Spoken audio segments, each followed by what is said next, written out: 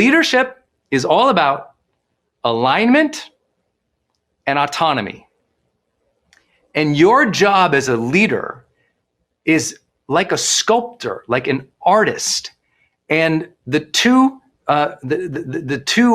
tools that you have as an artist, as a leadership artist, they're both chisels, and you're gonna go shape something. You've got an alignment chisel and you got an autonomy chisel. And you got to use these two to shape your culture, to shape people's behavior, to shape how you direct things. You're an artist. And it takes artistry to understand them too. So let me talk about each one of them. Okay, first one is alignment. Your role or your position or the influence that you're developing with other people, which we'll talk about, is so much about you learning, how do I align people towards that vision decision? How do I align everyone's thoughts, feelings, beliefs, efforts towards something significant? How do I align everyone's thoughts, feelings, efforts towards something significant? You're really playing an alignment game. I hope by now you've read my book, High Performance Habits. I'm so blessed with the success of that book, but also, never worked harder on any research study in my life than High Performance Habits. But one of the things I always hear from readers literally around the world is the love of that one story where I tell about the story of the woman who she discovered as a striver her whole life. She could get things done. She could knock off the to-do lists. She could make it happen. She could set the plans. She could mobilize people. She was a high performer. She was great at what she did. But one day she realized that, achievement wasn't her problem. She kept thinking she had to achieve the next thing to be happy, achieve the next thing, achieve the next thing, achieve the next thing. And then one day she realized actually achievement wasn't her problem. Alignment was her problem. She was getting things done, but it wasn't aligned with the truth of who she was. She was capable, but a lot of her efforts were all over the place and they were aligned or focused. She wanted to live a great quality of life, but her lifestyle and work style weren't in harmony so that she could enjoy or be satisfied by her efforts. And so she was great at achievement, terrible at alignment, so she was miserable. Wow. I literally can still remember her voice when we had that breakthrough as I was coaching her. It was like, click. She got it. Oh, I'm good at achievement, but I suck at alignment. No wonder I'm miserable. Well, guess that comes into your family too. That comes in your personal life. That comes in your work life. That comes in your teams. It's like you might be getting a lot done, but if people don't feel aligned, the culture sucks. You might be getting a lot done, but if you don't feel aligned, you're getting the wrong things done. You might be getting a lot done, but if it's not aligned with your true interests, your true passions, things that draw from you, that twin powers of curiosity and enthusiasm. If it's not aligned with that, you could do it all day long, but now it starts feeling miserable, even if it contributes, even if it makes a difference. Some of you are doing great things that make a difference in the world and you don't care about it anymore. And you're torn up and guilty inside and you feel shame. I have this opportunity to make a difference. I'm not doing it. What's wrong with me? There's nothing wrong with you. It's not an opportunity that's aligned with you. There's nothing wrong with you. You haven't found alignment yet. Either you got to get your mind right to be in that vision decision. You have to summon yourself and like, oh, right, I got to realign here. I got to realign. Let me get in this game. Let me be here. Let me row together. Or you got to get out of the boat because you don't want to be that guy or gal with that oar and you're moving that rudder all over the place, ruining everybody else's alignment and their speed. You've got to take accountability of that, leaders. If you're in the wrong place, you got to remove yourself fast. Ditto, if you're the leader and you got someone who you've said, hey man, put that oar in here at the same time we're all doing it. Go like this. Hey, are you okay back there? Do you need anything back there? Seems like we're not in alignment here. Got to get in alignment here. What do we got to do? Let's have some conversations. Oh, you can't get in alignment? You refuse to get in alignment? Get out the boat. You can't have people who are misaligned on your team. You just can't do it. Now, I know that brings up the other person, but what if that's my husband? What if that's the kids? It's like, okay, great. Then you take that ability for yourself to stay internally aligned with what's important to you, but then you got to come together on what that decision is for them to move forwards towards it. That's those things all coming together. Now, I said you have two tools. One is alignment, and the other one is autonomy. Autonomy. I think in the last decade, the word trust got a lot of play, which I love, but I think autonomy is one of the actual tools that sculpts that outcome. Autonomy means you give other people decision-making authority and trust to do stuff. Autonomy means you let the other person be the other person. You let them express themselves fully, be who they really are, choose to align or not. In other words, autonomy means to hold up the autonomy tool, you got to put down the control stick. You got to go, okay, all right, I'm going to hand you some power here to make this decision or do this thing. Or autonomy means I'm just going to let you do your thing and I'm going to be okay with it. As long as you're aligned, be you. I mean, the famous story, and I have my executives always read this book called 11 Rings. And it's the story of Phil Jackson taking the Chicago Bulls to 6 rings and then the LA team to, I think, 5 rings, if I remember right. An absolute, probably the best coach living today. And his story is so extraordinary. And he shares in the book, and as he talks of the famous story of, you had Jordan and Pippen and then some changes, and then you had Dennis Rodman. This wild character, this person who was uncontrollable by other teams, who'd been fined and sanctioned and almost kicked out of the NBA. And no one could get a hold of this guy. And you see that what Phil was a master at was allowing Dennis Rodman to be Dennis Rodman, making sure that he was part of the process, making sure that he understood where everyone was going, what the needs were, where we were aligned, what we were working on, but allowing Dennis to be Dennis, Rodman to do the Rodman thing. And I think it's so important as a coach, as a leader, that you understand autonomy means let their authenticity fly. Let that authenticity be part of it. Don't micromanage it. Don't control it. Don't cut it out of existence. Let people be who they are in your family, on your teams.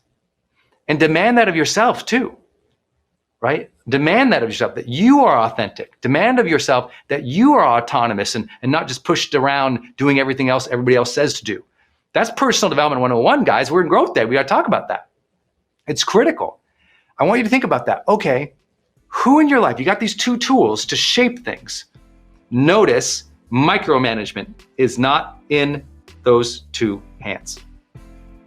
Be very cautious, my friends. That's where people mess it up all the time. You micromanage the kids. What happens? They don't develop the autonomy. What happens? They follow the wrong crowd. You got to be careful. It happens in every area of our relationships. You micromanage that spouse. It has to go here. This has to be this way. At some point, they're like, geez, I feel like I'm in a prison here. This is crazy. Why does everything have to be an exact way all the time? It's like, let me be a person. Let me do my thing. You got to be careful. You got to be aware. You got to give them autonomy. You got to keep people aligned. It's one of my favorite topics in leadership. I hope this supports you all. I want you all to know up front that I am a parent of a 20-year-old daughter. And I have had the incredible blessing of studying a lot about parenting, and also through what will soon be the 10-year anniversary of Good Life Project, sitting down with many of the leading voices, from psychologists to researchers to social scientists in the domain of parenting. I'm somebody who's a perpetual student and sort of hold myself in being always in a beginner's mindset. And I feel like I certainly know more than I did 20 years ago. But what I'm sure of is something that I tend to hold much more lightly. But what I did start to realize, which was fascinating, which I think also really broadens out this month's topic, is as I started writing down these things and really asking myself, what have I noticed and what's really important to me in this domain of parenting? I started writing out almost like a set of principles, and then, supporting ideas around it, and then stories around it. What I realized was that you can pretty much draw a straight line to so many of the ideas around parenting and leadership, which I was kind of fascinated to see, because fundamentally it's about, creating a relationship that is sacred, that is bounded, that is trusting, and then creating a sort of an ethos within that relationship. And so the context really expands beyond, I think, what we consider to be just always traditional parenting.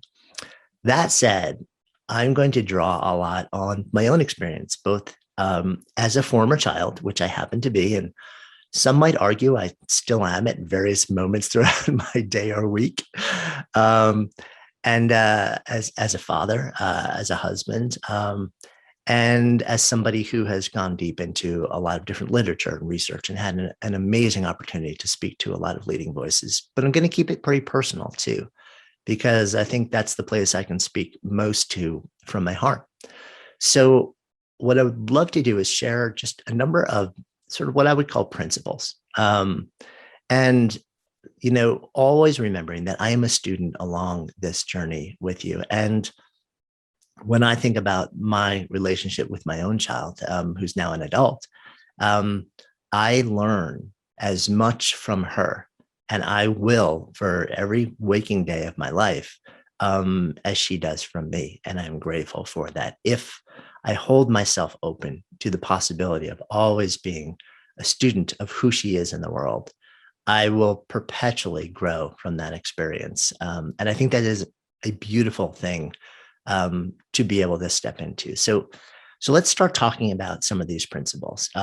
So for me,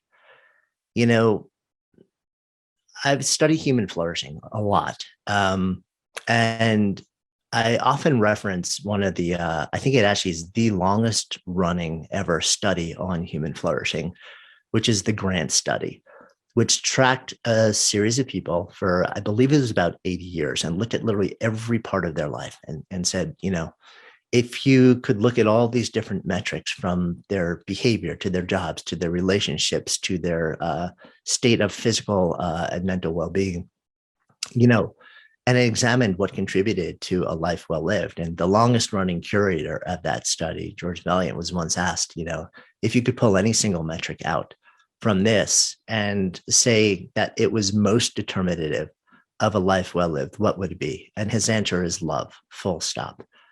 So many things in my life come back to this notion of love. And I think in the context of parenting, that is really, it is the central thing for me, to let a child know that they are loved without condition is maybe the most powerful thing that I can do. I believe that I can do as a parent, to let them understand that there is nothing that you have to do. There is nothing that you have to say.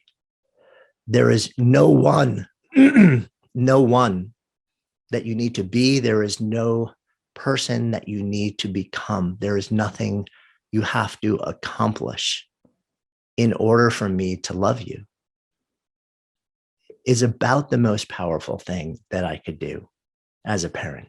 And that's probably, about the most core belief that I have around parenting, that there's no performance aspect that is required as a part of a condition of love.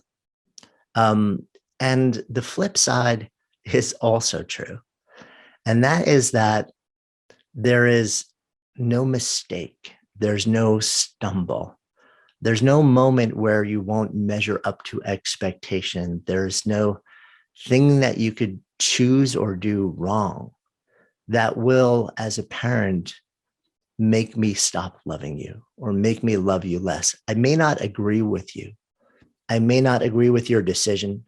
I may not agree with your behavior, with your action at any given moment in time. And that disagreement may be strong. But to be able to convey simultaneously that we can disagree, but I will never stop loving you because of that. That you can stumble, but I will never stop loving you because of that. that you can make a mistake, maybe a large mistake, and I will never stop loving you because of that. And there's no condition that will get between you and my love for you, is a really powerful, powerful thing. I think that creates a container for a child to step into the world from a place of grounded love, where there's a foundation. It's like there's a bedrock underneath what they do, where they're more willing to be themselves, to stumble, to go into the world, and try things, and know that they can always come home to love. I think what most people miss about leadership is that it's a brain function. So when you think of where leadership starts, it's your brain. Or where leadership education should start, it should start with the brain. Where does happiness start? Because ultimately we want to be leaders to be happier and help other people be happier. Where does a healthy body start? Because if you don't have a healthy body, you can't be a great leader. It's a very important point. We'll actually talk as your weight goes up, the size and function of your brain goes down. So being healthy is important. But where does healthy start? Starts in your brain. Well, what about relationships? Again, they start in your brain. That's where you fall in love, stay in love, or make bonehead decisions that get you out of love. And so, I've just been thinking about Muhammad Ali a lot this week, because I think he was my first Olympian that I got to scan. But ultimately, your brain is involved in everything you do and everything you are, including being a leader. It's just so clear after looking at all these scans that when your brain works right, you work right. And when it's troubled, you have trouble in your life. So when people think of troubled leadership, we need to start thinking, I wonder what's going on in their brain. So healthy brain, happier, healthier, wealthier, more successful, you're a better leader. And when your brain is not healthy, sadder, sicker, poorer, less successful, often because you make poor decisions and you're not a good leader. And so, I often say in the 1960s, space was the new frontier. Clearly now in 21, it's the space between your ears. And with my ears, you could call me Spock for the brain. That's funny, Spock for the brain. Except I can't do this, so maybe not. So why is the brain the next frontier? Because they run the world. They run the stock market, the local market, huge corporations, mom and pop shops down the street. Brains run governments, although probably not that well. Schools, this is our program in the Fraser Academy in Vancouver, Canada. Brains run churches. Pastor Rick Warren and I have had a collaboration well over a decade now. Brains run families. These are two of my grandbabies. And you. But most people rarely think about their brains, which is a huge mistake, because success in anything you do starts with a healthy brain.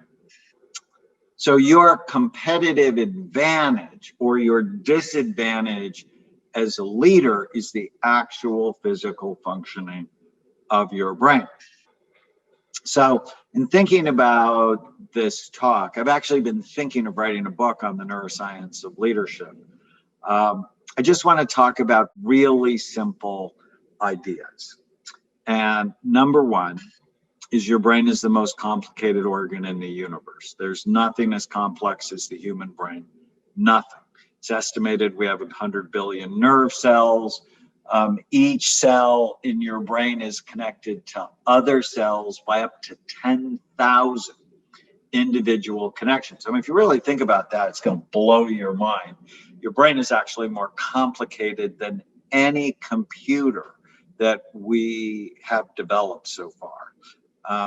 You have more connections in your brain than there are stars in the universe. And even though your brain is only 2% of your body's weight, about 3 pounds, uses 20 to 30% of the calories you consume. And so if your brain is involved in everything you do and everything you are, it just becomes critical to love it and take care of it. And nobody loves their brain. Why? Because you can't see it. You can see the wrinkles in your skin or the fat around your belly, and you can do something when you're unhappy with that. But because people don't look at their brain, they just don't care. In talking about leadership, it's just absolutely essential to talk about the leader part of your brain. There's a specific part of your brain called the prefrontal cortex. And it's called the executive part of the brain, or the CEO. So this is very important. How many of you have children? Well, I have 4. And odds are, if they're like mine are from 17 to 44, my goodness. They make better decisions starting at around 24, 25, 26, because the front part of their brain, the executive part of the brain, call it the prefrontal cortex, becomes myelinated. It actually, you are not an adult, not until you're about 25, and more likely 25 in girls and 27 or 28 in boys, because that's when your brain finishes development. This is why you should not be smoking pot as a teenager or a young adult. I'm actually not a fan of it at any age, but it delays development. This is why bad food and alcohol decrease the development of the brain. So when we're babies, the back part of our brain becomes myelinated. And just so you know, this process, it's where your nerve cells get insulated. They actually get wrapped with a white fatty substance called myelin, and it helps your brain work faster, work more efficiently. And when we scan little kids, they have super busy brains. But as they age, they settle down because they're more efficient. And this is why, if you want to be a good leader of your family, you have to model, but also protect developing brains. And it's just no surprise to me that Simone Biles and some of the other Olympians struggle with their mental health. Think of the traumatic brain injuries she must have had learning how to do those insanely dangerous gymnastic moves. Not good for developing brains. Oh, by the way, fame is terrible for developing brains. Fame has side effects. Mostly it wears out the judgment center of your brain, and it wears out the pleasure centers, making these kids more vulnerable to anxiety and depression. So there's this part of your brain called the prefrontal cortex, the front third of your brain, largest in humans and any other animal. It's estimated to be 30% of the human brain, 11% of the chimpanzee brain, 7% of your dog's brain, unless you're Fraser. Fraser was my bulldog. I'm certain it was no more than 5% with the decisions he made. 3% of the cat's brain, and 1% of the mouse's brain, which is why cats need 9 lives and mice get eaten by cats. This can be your day for personal growth. This can be that day you committed to and you remember and you go, that was the day I got myself a community. I got better coaches. I committed to making my life the absolute best that I could. This is that day. Make today your growth day. Click the button on this page and sign up right now.